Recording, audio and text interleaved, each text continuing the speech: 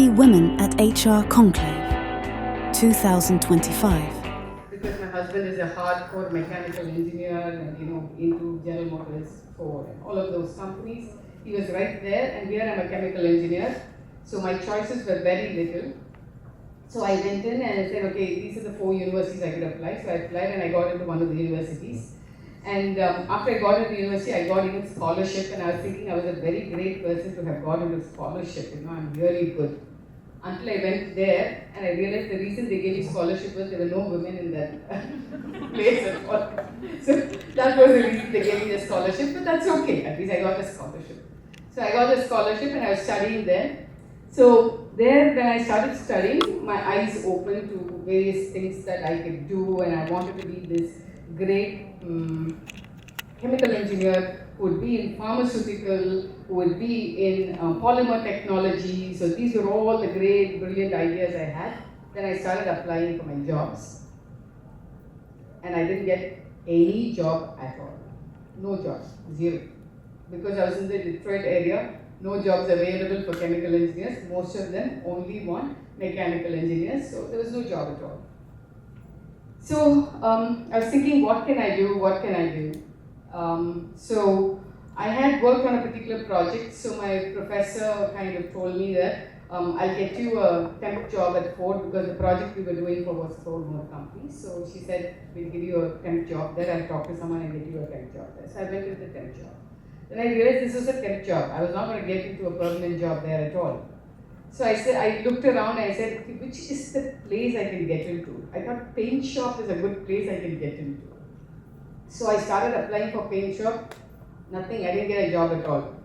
Because it was not coming up, not getting a job, getting frustrated. Then I said, okay, fine, let me go do some environmental engineering course. So I went back to my professor and said, I want to do this environmental engineering course because they're telling me at Ford they're going to hire some environmental engineers. So I went and did that course, and my first job at Ford was as an environmental engineer, so I joined there. So the reason I'm telling you this story is because the point I want to make here is you are always in a situation where there are constraints. How do you overcome your constraints? Where do you look at your opportunities and find those opportunities is very important. So if you keep only looking at your constraints, there can be no growth. If you start looking at, okay, within those constraints, where is that little bit of gap that is there and what can I do? If you start thinking about it, obviously you will find solutions. And that's what I found. And I took that job. So when I took that job, this is where I think some luck comes into play, or you look at an opportunity and see how you can do it better also happens. So there was this ISO 14001. Have you heard of this ISO 14001? Yes. Okay. So that was there in those days. Ford started that. So who will they send for that class? The lowest of low, who's just coming, a GET who's coming, okay, send her for the class. So me and my friend Rebecca, I remember her very well. I think because she's a person who's influenced me a lot in my life. So Rebecca and she was also a young GET who had come there, so she came from a different operations. I came from a different operations. We both were sent to this place, and we were filled with lawyers around us. Because they were all talking about this is the law, that is it, this is it, and then we had all these old men there, and we were lost at everything. But then we both came out of the meeting and we said, we should do something here. We should be the first ones to get this ISO 14000 in your operations. She was from powertrain operations and I was from casting operations. So she said, you do it in the casting plant, I will do it in the powertrain plant, and I'll do it in an engine plant. And then we are making choices right now.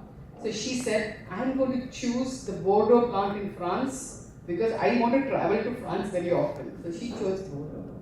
So now, I'm thinking, what do I choose? Mine wasn't Cleveland. I said, Cleveland, I had a son by that time. So, Cleveland, I can't go. I have a son, how can I go? So I chose one which was Canada, which is very close. I just crossed the river from Detroit, I'll go to Canada. So I said, okay, I'll use that as my plant. So we both chose those plants. And we both were very successful, and we got the first, my plant was the first one to get the ISO 14001 at Ford.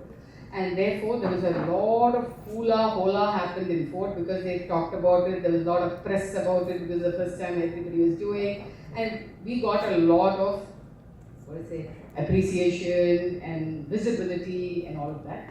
That's what I said was a luck portion, because visibility comes in when you're taking some positions. Sometimes visibility comes in, sometimes it doesn't come in. The point I want to make here is whenever you're in a large organization, it's very important as women to take up projects which gives you visibility. If you don't take up projects that gives you visibility, you will go unnoticed. So put up your hand every time a project comes. When somebody says it's important, please put up your hand. Like Bharati Bhaskar said, don't be without putting up your hand. Put up your hand and say, I want to take it. And evaluate your projects, because we as women, we have so many competing priorities. Some of the priorities that we have is home, we have priorities at work, we have priorities of taking care of a husband, which is also a big priority. And as they get older, they become even more children, and it's even more difficult. So all these priorities are there with you, and you also need personal time for yourself, and I will talk about that a little later. So among all your priorities, you need to decide which project I want to be in. So keep visibility as one criteria for you when you're taking on any project. And make sure you get that visibility. Because if you don't promote yourself for the visibility, you will not get appreciated much. So please focus on that. So that visibility was very good for me and my friend Rebecca. So we were called to make a presentation to all the senior leadership in the entire Fort, and this happened somewhere in Europe. So we were invited and we went there to make the presentation, and I go make the presentation there. And when I make the presentation, there's one man who comes up to me and he says, where are you from? I said, India. Where in India from? I said, South India. Where in South India? I said, okay, Chennai. Where in Chennai?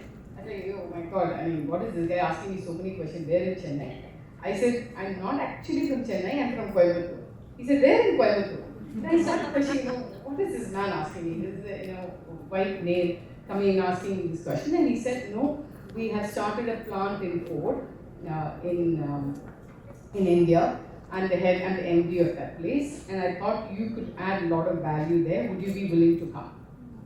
I said, oh wow, great. And this was a time that my husband wanted to move back to India. And the reason, husbands only want to do something, they never do anything. So he wanted to move back to India. And he was always talking about it. I want to go back, I have to go back. I said, okay, this is a great opportunity, I may as well take this up. So I said okay to it, and I walked away from there. I wasn't thinking this is anything great. About 3 months later, I had my boss's boss's boss, who called my boss and said, I want to meet her. My boss meets me, what did you do wrong? Why is he calling me? I said, I don't know what I did wrong. I don't know why he's calling me. I went there, he said, MD called and he wants you to come there. So would you be interested in taking up the job? And I said, yes. And I came here. And there's something very important I want to talk to you. It's a little technical, but I'll still talk to you. So the fourth process is they will do an interview, and then only they will take you in. So they came here, they put me with a quality person for an interview, they put me for an environmental person for an interview, and they put me in the paint shop for an interview, and all of this. And I went through the interview, and I remember the quality person asking me, what is SPC? Okay, it is Statistical Process Control. Okay. For those of you who want to know. But I had no clue what quality was. I had no clue. I told them, what I know is the environmental, right? So I told her, spill prevention and control. I am very confident about what I said. I actually didn't even know I made a mistake, okay? I was very, very, very proud of what I said. I went back and they called me and said, okay, you're going to come in. And I thought, okay, they're going to come in and they're going to put me into some environmental job. And the environmental job will be in paint shop. That's where they asked me to do. But they asked me, you have to come in, take care of quality here. What do I know about this? And when I came here, they only said, because I did ISO 14000, they said you do QS 9000 or something like that, you come to quality and do it. And I was okay with it because I wanted to come back to India anyway. So I came here and I started taking the job. And again, luck played a good role in it. My boss was the head of quality, he was from Australia, he wanted to go back to Australia. So one of the things I always credit my career to is to Ford Motor Company. They were a wonderful set of, they had excellent HR policies, they were really good. And I should thank all the HR people and all the bosses there. They said, we'll promote her as the head of quality. So here I became the head of quality. I was about 31, not understanding what is quality, don't know anything about a car. I have no clue on what a car is. I don't know what are the parts, nothing I know. But here I was a quality head and I had to recruit people. So I recruited people, they were all there and I was really working with them. And one day, somebody came in and said, there's a problem with the cross member. I went to my team member and I asked him, cross member na enna? And he said, me and boss are. So that was the situation I was in where I had no clue. Many times we think bosses have to know everything, but actually it is not required. So the point I'm trying to tell you is, you need not know all the answers, you need not know everything about the subject before you put your hands up. And if anything like that comes to your mind, think of this story I've told you and say, okay, if she succeeded, I can also succeed. So put up your hand and do it, you will find a solution. So you don't have to know everything. So that is what I did. And I should tell you, I had the best team. They taught me everything. Normally people learn from their bosses, I learned from all my team members. And today also they all only credit me, tease me, all of that, but I only learned from my team members and it was a great learning experience. So we did that and that's when my career started. So we had, there's somebody here who's talking about IR na, ladies there, only HR na tell all this is a myth, right? So we had a small IR issue at Ford. And it was very interesting that nobody from quality participated in that IR issue. So then my MD calls me and says, what did you do? I said, I really didn't do anything. I only did one thing. I had a lot of connect with people. They were really trusting me because I was always looking at all of us as equals. That's the only thing I did. So I had a great trust built in the team. So I knew there was something that was going to happen. So I called my entire team as soon as I walked in the morning. And I said, எதுவும் நடக்குதா எல்லாரும் கேண்டீன்ல sit in பண்றாங்களா நீங்கலாம் போணும்னா போங்க ஆனா எங்களுக்கு சொல்லிட்டு போங்க அப்படின்னு. And nobody came and told me anything and they never went and joined me. So it was a trust that I had created in that, so they felt embarrassed to come and tell me that they were going to strike on something because they felt there was nothing that I had not done for them. So they never sat in there. So my MD called me and said, what really happened? I said, no, this is all I did. I don't know why they didn't join in. I don't know. So they made the decision that I will go to the body shop. Body shop is where they make the car's body, where they do all the welding and things like that. That is where the IR issue started. So they made me the head of that. So it was a great experience being that body shop head. I can tell you, I learned so much about IR and there's only one word I want to give. If you treat humans as humans, you will not have any IR issues. If you treat them as, okay, they are two hands and two legs and they're coming to do something, and if you don't take care of their concerns, you will have a problem. If I have to go future forward and say we had an IR issue in one of our plants, and then I found out why we had the IR issue is because we had the 2008 meltdown. And people cut curd. Would you believe people cut in the canteen curd as a cost saving? And that was a trigger point for people because people in our factories come to eat good food also because they work hard. And these are areas you should never touch. And this is what goes into people's mind when you say you touch the basic things. You've lost their trust. Once you lose their trust, you're out. You're out. So as HR professionals, IR, women, we are the best. Bring that down. So we are the best because we understand emotionally what people feel. So it's very important that you look at that and say, okay, how am I going to enable people? So that was my career. I started, and then I want to talk about one portion of my career. So they moved me from here to China, then from there they moved me to UK and all of that, and I had all my ups. I'm not going to go into all of that. But the very difficult thing happened for me when I was in UK. I had a call from my son. My father called me and my son spoke to me. It was early in the morning, and he said, "Amma, I got hurt in the head." I said, "Oh my God, how are you?" And my father said, "Yeah, we put stitches and all that." And I stopped my son, and he said, "Amma, I really thought I was going to die." Because, he had got hurt with playing something, and he was in hardly 6th standard, 7th standard. That was a revelation to me. I said, what am I working here for? What am I doing? I'm not taking care of my child. Here I am, taking only care of my career. What am I doing? Then I said, Ford tried so hard to keep me. I said, no, I don't care about all of that. I quit my job. I came back to India because I knew my son was in 7th standard. I would have another 5 years with him before he'd go to college. So I said, I'm going to take a career break. I'm not going to work anymore, and I am going to focus on my son. All great, laudable things. But when I came back, first month, full attention to my son, doing all of it. Second month, everybody started giving me jobs. My dad, my mom, my husband, everybody jobs. The home job was even more difficult than the regular job, because the regular job I had 10 people to take care. Here everything I had to do to myself, So it was like, I can't do this. I can't do this. So in about 3 months I realized, no, I can't be a house mom. I really cannot be that because it doesn't come naturally to me. So I started applying for jobs, and thankfully I got the job with Rane, and that's where I came and joined Rane.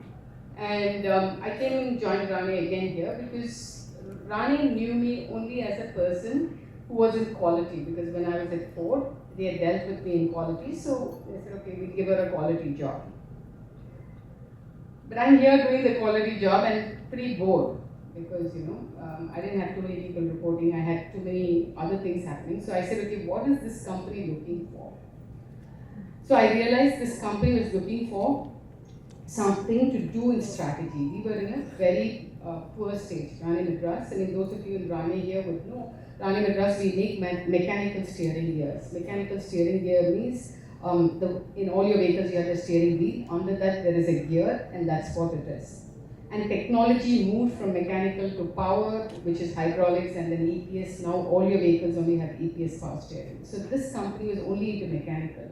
There was already a joint venture company for this company for doing hydraulics, and there was another joint venture company doing electronics also. So this company had nothing to grow. So I had many people come and ask me, you're in this company, you come from Ford, they were asking me. But I said, that's an opportunity for me. So I worked with my boss, who later became my boss. At that time, he was the head of the marketing. So we both worked together and said, how do we change ourselves? How do we change ourselves as a company? How do we put our strategy together? And it was very interesting. And that is the time I said, okay, I'm going to do my MBA also. I did my MBA. And I used all the principles that they taught me into the work. And I'm very proud to say that today, even now, Rane Madras is one of the largest in the Rane group. So we still continue to be relevant. I'm not going into the stories of what it is and how we did it, because that's a very technical one on strategy, and I really don't want to talk about strategy after Bharati Bhaskar talk about strategy and things like that. So I don't want to use those big jargons. So the point again there is, there were obstacles. Again, there were problems, and the only things I followed were visibility, important projects, put your hand up, be there, speak up, don't give up, and make sure that you push yourself, and automatically success will come to you. So that's all is a very simple story of mine. But I don't want to stop with this. I want to say a few things. I know I'm running out of time, but I still will say this. There are some very good lessons I learned in my entire career, which I want to leave behind with you all. Number one, when I was a first-time manager, the first thing that was taught to me was what you allow is what you teach. So my boss said, you walk down the aisle and you saw a small piece thrown somewhere. You don't pick it up and you just walk past it. You've already taught people it is okay. And this is very relevant for us as women. When something is happening to us and we don't speak up, we don't talk about it, we're allowed to say it is okay. So what you allow is what you teach. This is true for our children, it's for everybody, our husbands, for everyone, what you allow is what you teach. So that has been always a mantra I've always looked or taken into and said, I'm not going to watch something and walk away from it. The second one is, my boss, who I revere a lot, taught me was when you're in conflict with people, engage with them. If you dislike somebody, engage with them. Okay? I want to tell you a very small story for that. So I had this counterpart of mine who was a typical class A male, very difficult to deal with. Very, very difficult to deal with, always had its opinions, this is what it is, this is what it is, blah, blah, blah, blah. And anything I said will be shot down. Anything I said will be shot down. And it was so intimidating for me that everything was getting shot down. Then I went and talked to my boss and said, I can't deal with this guy. I really cannot deal with this guy. He said, no, go and engage. I said, no, what is he meaning engage? When I go talk to this guy, anything, he says no only to me. What is there to engage? So I went back to my boss and said, what do you mean by this engage? He said, just talk to him something, but make it a routine to talk every day to him. So since I revere him a lot, I used to go every day and sit in front of this guy and say, hello,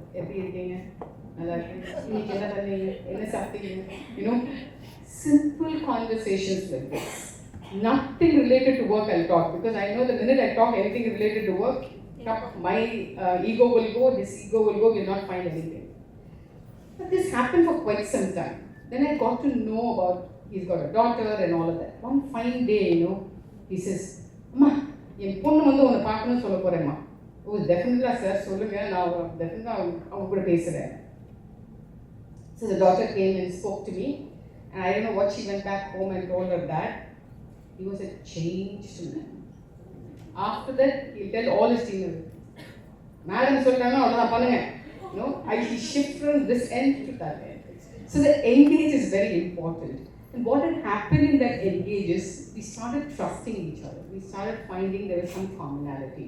So many times, many women, they come and talk to me and they say, என்ன சொன்னாலும் நடக்க மாட்டேங்குது. I don't know how to get along with people. People are just, being very harsh with me. Just use this small principle which my boss taught me, engage them.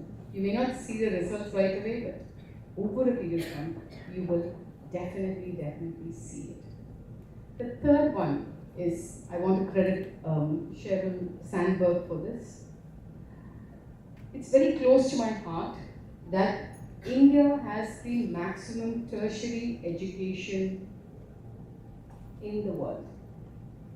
Tertiary educated women in the world is the maximum in India. But if you look at the women in the workforce, we are the lowest in the world. So where are we losing our women? Our women should not be lost. None of you here should allow women to get lost, or you yourself shouldn't get lost in that entire chain, because we need a strong mass before we can make a change. It's not easy. One person cannot make change. We need a lot of mass. And a lot of our predecessors have laid the foundations to be where we are today. And we really need more of you to be there to do this. So this is where Sheryl Sandberg comes into play, where she says, don't stop even before you start. I've had many women, when I tell them you want to take this job, they'll say, இல்லை madam, நான் வந்து pregnant ஆனாலும் இருக்கேன், நீ ஆகவே இல்லையே. முதல்ல ஆறு அதுக்கப்புறம் பார்க்கணும். நான் வீடு மாற்றலான்னு இருக்கேன், அதனால் இதை பண்ண முடியுமான்னு தெரியல. என் மாமியார் என் கூட வந்து இருக்காங்களான்னு இன்னும் பிளான் பண்ணிட்டு இருக்கேன். ஏன்னோ so you are thinking 10 steps ahead and not even starting something and you are already stopping it. So you've not given yourself that opportunity itself. Don't worry. So what do you get pregnant? You will find answers. You will find answers. There's no need for you to think, oh my God, this is not going to happen, so let me not even stop. Okay. It's okay. So first, start. Don't stop anything. Don't give yourself excuse to stop anything. The next one is failures.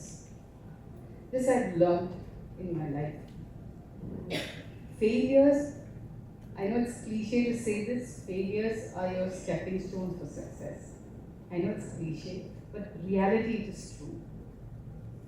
So the way I have found to overcome my failures, because when we all fail, we feel miserable. We all feel miserable. None of us feel very happy when we fail. The way I overcome that is to share my failures openly to people. When you start sharing your failures openly with people, you will see suddenly there are so many people trying to give you so many ideas on how you could have overcome or how they overcame that or something like that. So your ability to change becomes much better. So celebrate your failures, whatever it is. Even if you failed in making a particular dish, it does not come out well, talk about it to 10 people. Somebody will give you an idea how to make it. You failed in anything as simple as that. You couldn't teach your child something and the child is responding back and you're not able to convince your child. It's a failure, right? Don't keep in it, share it. When you share your failures, I've always found I get strength and I find a way to move myself or walk that path that Bharati Bhaskar talked about, because we all face that. And the last point is, life is not all about money, positions, or where you get. Life is about what is that you contribute to society. What is that you give back, then what you take. You will notice when you give something, you are more happier than taking something. So in every opportunity, look at what you can give. May it be your job, may it be your kids, may it be your friends, may it be anything, look at what you can give. When you start giving to your organization, automatically the organization will start giving it back. So don't keep asking, what has the organization done for me? You ask yourself, what are you doing for your organization? That will help you grow. It will definitely get you to where you want to. Last one, always do something for the, I don't want to say last, because there's one more point I missed, which I think many women we struggle with. So, before I come to the last one, I'll talk about this. This is about dealing with conflicts. Okay, when you are in meetings, I find as women we struggle to bring consensus with people. One thought process I've always used to come and find that consensus is to talk at the higher plane of bring the people to a particular purpose. For example, we are all talking and we are saying we have to win a particular business, right? But the material person will be saying, I can't give it at this cost. The marketing guy will say the customer is not giving this money. The person in the finance will say, we're not making the profits, we can't do it. The HR person will say, I don't have the people for it. So everybody will be looking at their particular purpose. When you raise everybody to the higher purpose, you'll see that there will be a binding that will happen. So always think about what is that purpose you're going to bring everyone together and make that statement in the table, at the table. You will find everybody will start listening to you. So the one thing I want to say is, so in this case I said, do we want to win this business or not? Everybody says, yeah, we should win the business. Suddenly there's alignment, right? So conflicts, if you take people to the next level of purpose, you normally solve the conflicts. That's some technique I thought I can leave with you all. So now coming to my last point before I close. Anything that you do, figure out that you follow values. In today's world, I think values are at its lowest. I remember when I went to school, it was more important. Moral science studies and value studies were very, very important. But today, that doesn't get taught as much. But we focus on AI, we focus on everything, but the value systems never change. So my request to you all is don't say that who you are, but talk about what values you held. So that when you complete your journey and come here, you'll be so proud of what you did. And if you talked about Bharti Bhaskar, she's so successful. What was she so proud about? That she made that one change as a DI person, where she said that was the most important thing that's mentally rewarding. What did Dr. Vimala Justice told us? She was so happy on the changes that has happened and how she gave back to the society. The value she held and she did not change that. That's what gives her the strength. And that's what gives her the pride. I'm sure all of you have that and you will do that, and all the best. I wish you all the best. Thank you.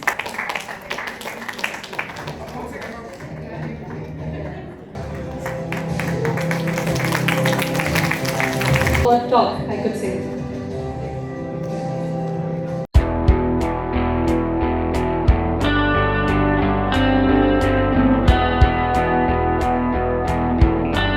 SICCI Women at HR Conclave 2025.